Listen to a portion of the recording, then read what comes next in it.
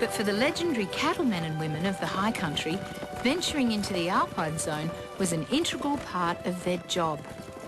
An annual exercise for more than a century, driving stock up to the Alpine plains for the summer. They're no longer allowed to muster or graze their cattle inside what is now a national park, but they do continue to ride here on designated routes with great passion. These are the people whose forebears inspired A.B. Patterson to pen that famous poem, The Man from Snowy River. And this is the place where that equally famous film, based on Banjo's ballad, was made. Mansfield, which is only 30 kilometres down the hill from Mount Buller, is the gateway to this larger-than-life landscape. And you'd be hard-pressed finding anyone more at home here than born and bred local Charlie Lovick from Seaforth Station, a 100-acre property pioneered by his great-great-grandfather in 1868. Do you know the poem? Look, I know all parts of it, but I couldn't recite the whole long version, though. You got the short one? There was movement at the station, for the word had passed around that the colt from old Regret had got away. So they went and got him back. Saved a lot of heartache and pain. Not to mention paper. That's right. All jokes aside, Patterson's poem captured the imagination of a nation. And every young bloke born to the bush aspired to be that man from Snowy River. And it really did get into people's blood. But Charlie's mate Michael Watson gives equal credit to the film for taking his high country culture to the world. The film really brought it to everyone's attention, and it's really been taken on in the persona of Australians. Indeed, we exploit the image at every opportunity, most memorably in the opening ceremony of the Sydney Olympics in 2000. People love to wear their hat and their oilskin coats, so yeah, it's just something that's it makes people feel proud and something unique to the world. As a nation, we identify en masse with the image, but the truth is, only about 100 families living around the Australian Alps can lay any claim to it. We were the people that were born to this country. We were the pioneers of it. And we honestly have been its caretakers for 150 or more years. And we have it in our heart. It's our passion. It's our home. It's hard to talk about this part of the country and its culture without reverting to theatre. But make no mistake, the hardships that moulded these living legends are very, very real. First experience when I went to the high country with the cattle was that we had an early snowfall.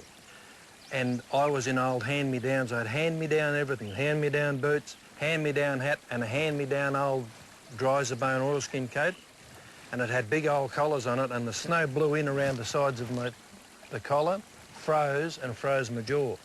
And I had to stop in that hut by myself for the next 2 days while the men folk went out and done more mustering.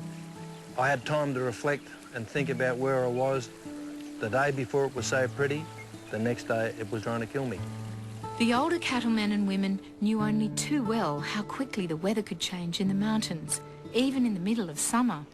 So each family had a hut they could retreat to while mustering. Many of these can still be found in the mountains today, a reminder of the past and a focus for many who come to explore not only the natural but cultural heritage of the Alps. Lead up! Lead up! Lead up! There are heaps of great trail riding opportunities here on Seaforth, but the property is, first and foremost, a working cattle station, and Charlie and Michael are happy to share that side of the experience and their humour with any visitors brave enough to take the reins. Come on, mate, ride a bit harder. That's a horse, not a bloody trampoline. Run him up, go up the front, bring him back. Quick, go, go, go! Well, it's such an unique experience for people, and, we just love the opportunity to be able to bring them out here. And when was there a stripling on a small and weedy beast? They're more than just a visitor. They come in and they spend time with your family, so, it becomes a personal experience for them. Watch the side there, boys. That's a sort of memory that they can really take home with them. Fly the stock whip fiercely. And the old man gave his orders. Go at him from the jump. Look out, they're trying to break. Stare them down, stare them down. It does bring the best out of the people, this high country, it really does. Once you got it into your blood, you never got rid of it. Beautiful. It's just such a magnificent place. He sent the Flintstones flying, but the pony kept his faith. It was grand to see that mountain horseman ride. Woo!